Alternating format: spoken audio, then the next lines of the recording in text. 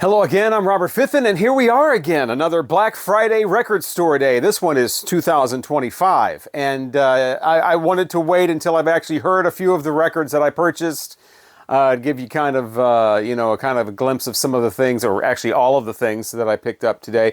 Record store day Black Friday isn't as big as the main record store day that happens in April, but there were quite a few people still waiting outside. Here in the St. Louis area, the weather took a cold snap. It went immediately to very cold weather, 20, 23 degrees, something like that for nighttime. People were out there in the cold, bundled up, waiting for record store day, record store to open at 7 o'clock. And it was Riverbend Records, and it's great to see people so passionate about records. I don't think that passion exists anymore with a lot of the Black Friday stuff. You don't see people at Best Buy, or maybe you do. I don't know. I don't hear about that anymore. The Best Buy and the Walmart, Target, waiting all night for big Black Friday sales. But the vinyl enthusiasts are still there with the passion to wait all night. And you can see here a lot of the releases that were released for Record Store Day. Had them all up against the wall there. And it was great to see a lot of people I haven't seen, in a while, step back into the record store and chat with everybody and see what everybody's interested in. It's cool because everybody's seems to be interested in all these, different things. You got the Grateful Dead guys that want the Grateful Dead thing that's out, and then the Old and in the Way, the bluegrass thing that came out. You got the guys that are wanting that 90s, CD releases that are being released on vinyl for the first time. You got the picture disc people. Okay, there's no picture disc people, but you've got the metal people. You've got the younger people that are wanting the Taylor Swift. She didn't have a thing this year though, but whoever else, Brandy Carlisle, or I don't know, the other Taylor Swifts, whatever their names are. There was one that had like a 10-inch out, and she's on there singing like this. I don't remember who it was, but that was out. So it's cool to see all these different people gathered together in the record store, and everybody's got their own stuff they're really into. And we still do have one copy left of the Seals and Crofts Greatest Hits. Don't let it get away. What I was really into were these. The Freewheeling Bob Dylan. Well, it almost rhymes. This is his second album. He looks incredibly young there. I never noticed how young he looks on the front of this because I've never had this on a record before. I've never seen the picture that big. Well, I've seen it, obviously, but I had this on CD since probably the late 80s. I don't really listen to this one a lot. I'm much more of a fan of the mid-60s Bob Dylan, 65, 66, 67, where he's like got the social commentary going on. He's got that smart-ass vocal, and he's just railing on everything and just being super sarcastic. I really like that Bob Dylan. He's still a little more folky, but you can hear some of that smart ass cutting through just a little bit. That's what I really like about this one. What makes this release special, for the Record Store Day Black Friday one, is this is the album as it was originally intended, with the 4 songs that were removed and replaced for the official release back in 1963, I think, 63. And so you get Rocks and Gravel, Let Me Die in My Footsteps, and you got the Gambler Willie on here, which is a cool song. I like that one. I wasn't, the Rocks and Gravel one I thought was okay. And then you get talking about the John Birch Paranoid Blues, and that's the one that makes this whole album worth it. I had never heard that song before, and wow, that's the one. I originally thought, I read somewhere a long time ago that the reason those 4 songs were not on the official release is because they were too controversial or whatever, but really it's just the Paranoid John Birch song that was the controversial one. I guess the other ones were just replaced with better songs. Masters of War is not on here though. That was one of the newer songs on the the official issue. But this still has Don't Think Twice, It's All Right, and Hard Rain's Gonna Fall, and Blowing in the Wind. Those 3 huge classics, and then funny stuff like I Shall Be Free. At least the last couple of lines on that are quite humorous. But yeah, good stuff on here. Obviously, I mean, it's a classic album. I've just never had this on vinyl, and I'm glad to have this kind of different take on this, how it was originally intended. But I'm absolutely bowled over by that John Birch Paranoid Blues. Yeah, that's a good one. This is monophonic, by the way. But yeah, good to have this. That's definitely a keeper. Also got the Stranglers 4, the Rattus, the brown rat. Yeah, so Rattus norvegicus. Whoops. This is on color vinyl, which I'm not sure. It's brown rat, so I'm not sure why it's green. But yeah, it is green. But yeah, never had this. I don't see this a lot of places. I remember wanting this for a long time, ever since I was probably in my 20s. And always seeing the Stranglers 4 and thinking that they had 3 albums before this. And I was always looking for those albums. Silly me. This is their first album. But this is the one with Peaches on it and Get a Grip on Yourself. Those were the 2 big songs. Those showed up on compilations all the time. Peaches is great. It starts off, I'd never heard a lot of these songs, or if I have, I've forgotten about them. But the first song is called Sometimes. Very first thing he says is, I want to slap you. Someday I'm just going to slap you. And then it ends with him, the album ends almost with the song called Ugly, and where he's just full on strangled the person. So, yeah, we go from slapping, or actually fantasizing about slapping, predicting a slap, to a full-on strangulation. So, yeah, they are the Stranglers. I mean, she should have seen it coming. But yeah, there's, that quirky little bouncy keyboard going on with this Hughes ultra macho tough guy. Vocals. I think it's all pretty much tongue-in-cheek. It's 1977. It's the UK, and the punk rock is in full effect. This is the year for UK's punk rock. But these guys are a little more tongue-in-cheek and a little more musical. They're not fast and blasting like a lot of the punk rock was at the time. So they had their own thing going on, and I think it's stood the test of time. I definitely enjoyed this. And glad to have this RSD Black Friday version. I would have been happy to have any version, really. But usually I see this and it's a little it's a little much as far as price. And, sometimes it's not always in the best condition. This one, too. Same thing here with the, official version of this. And so I'm glad to have these from Record Store Day. I actually have copies of these now. I'm not sure about the sound of this. I think the original might sound a little punchier. This was a little... didn't have that kind of attack that I think that I've heard some of these songs sound like on like CD comps or whatever. Montrose.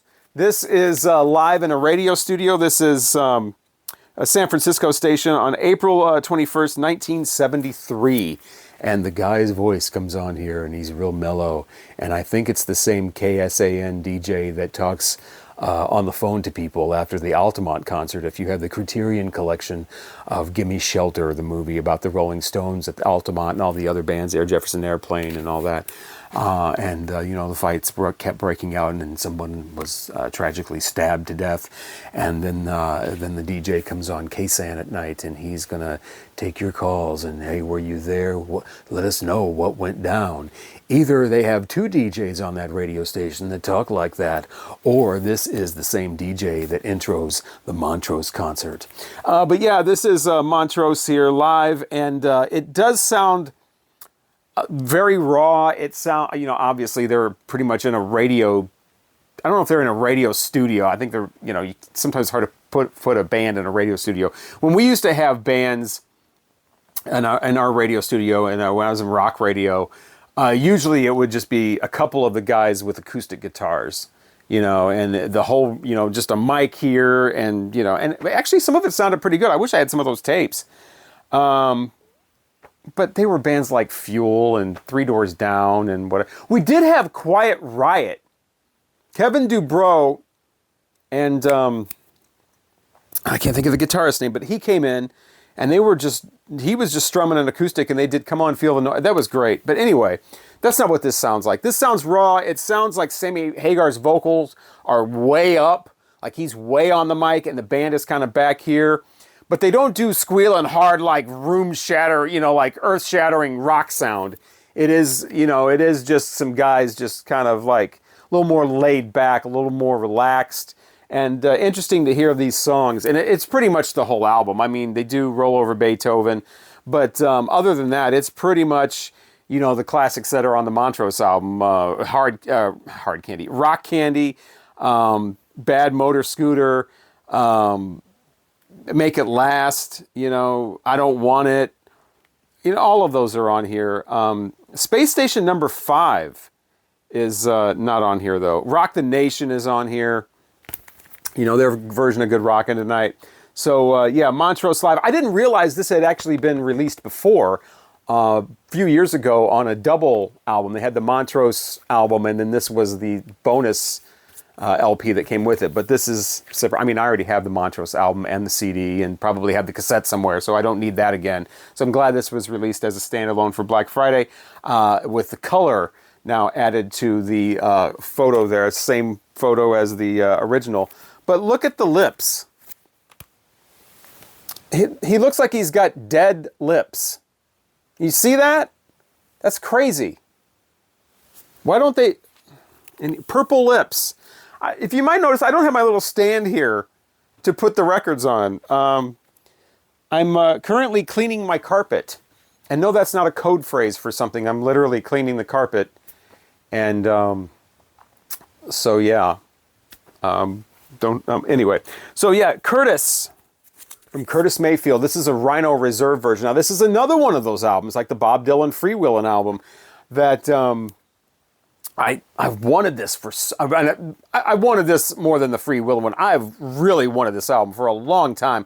Every time I encounter this, poor condition or way high priced, you know, like, I don't know, $60, $70, something like that.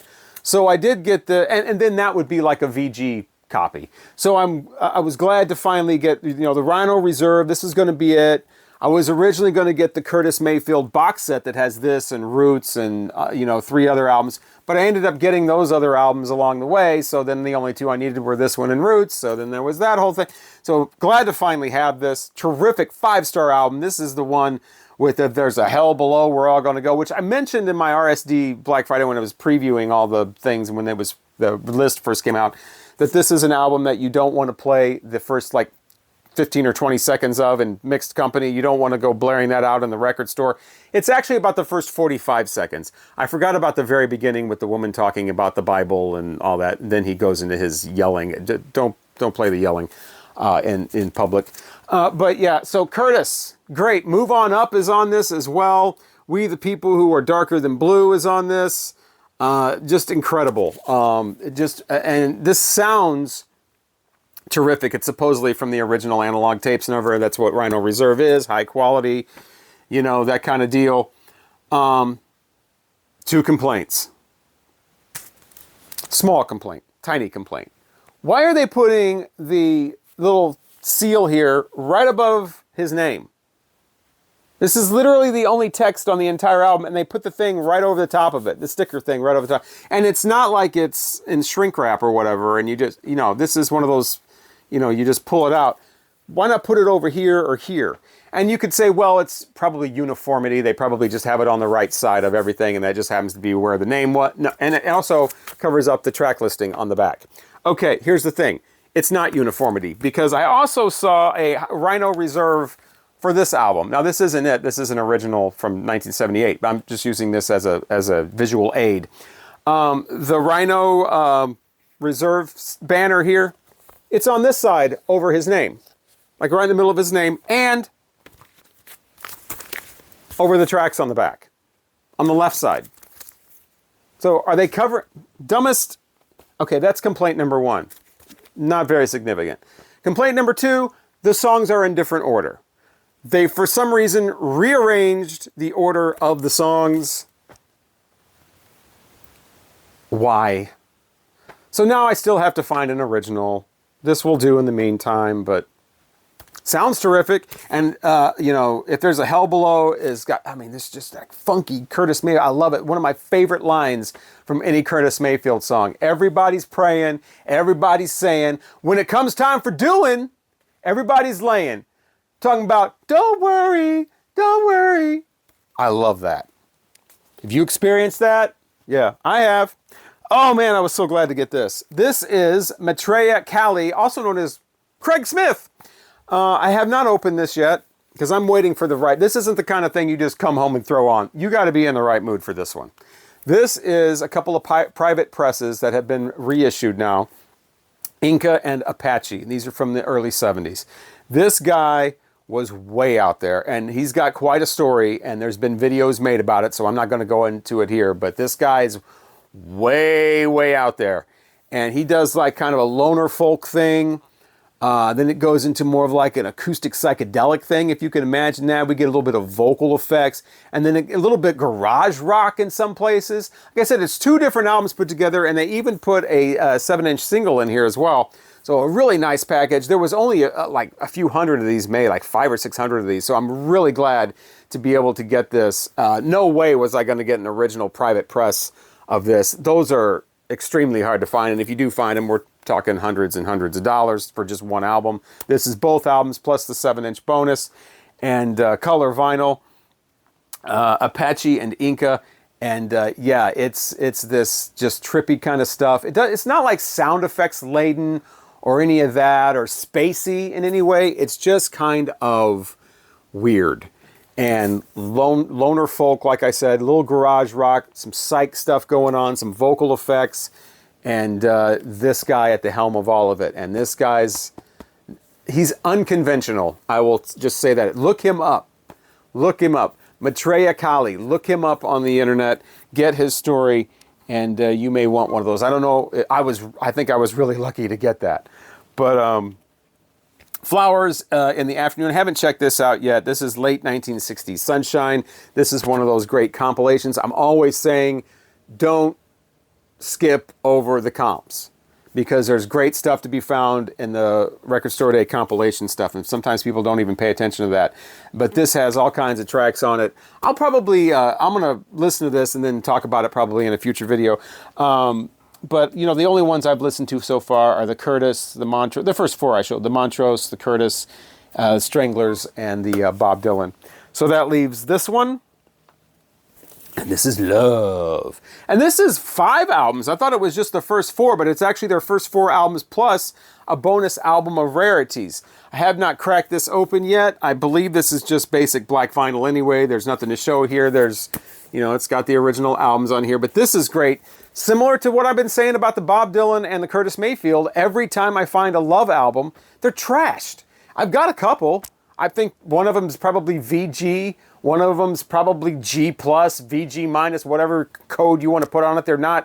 They're crackly, which sometimes crackly is okay, you know, a little adds to the whatever. You know, it's like listening to the Warm Fireside or whatever. But these are a little too crackly, you know, and there's a couple of skips in the one, the Forever Changes. So it's great to have these in a package and just be done with it. I'm not the biggest fan of this band. I like some of their stuff, some of it I don't. There are definitely people in this world who are bigger fans of this band, who are way more into this band than I am. I think they're okay. I'm not familiar at all with the For Sale album, so I'm looking forward to that because I don't even know that one. And then Rarities, I don't know what's on that. So, but yeah, I got this, and this is the kind of thing. I'm not going to throw this on album after. I'm gonna savor this. I'm gonna listen to Love, you know, the debut. Let a week or two go by, check out the second one. Let a week or two go by, check out the third one. That's how I'm going to handle this. I'm not just going to throw all these on at once. And so, yeah, this is the Complete Electra Albums is what it's called. And a nice box here. 4 albums plus the bonus album, Rarities, and you've pretty much got everything that they've put out with the exception of some live stuff that's been issued. So that is my... Those are my Black Friday Record Store Day finds for 2025. I didn't go hog wild like I did the last Record Store Day, but I like it. I like Record Store Day. I think it's still a pretty cool thing, experience overall. Are there cash grabs? Absolutely. Is some of the stuff way overpriced? A Matchbox 20 live double album for $46? Yeah, I'd say that's overpriced. Is it gimmicky? Sure, but it's our gimmick. You know, football fans have their Super Bowl, which is way overpriced and way overhyped, you know, and a big spectacle. You know, wine people probably have their thing. You know, motorcycle enthusiasts probably have, they have their, what is that, the place that starts Sturgis. You know, everybody's got their thing, and this is ours. Love it or not. That's it. So, yeah. Thanks for watching, and I'm going to go, I think the next thing I'm going to do is probably check out the Flowers in the Afternoon thing, or maybe the First Love album. I'm definitely waiting on the Craig Smith, though. That's got to be right setting, right mood, right time. Maybe we're going to have a snowstorm. I'm snowed in, and I'm going to put that on. But yeah, thanks so much for watching. Let me know what you were excited about, what you got for Record Store Day, what you may have got that you were kind of disappointed in.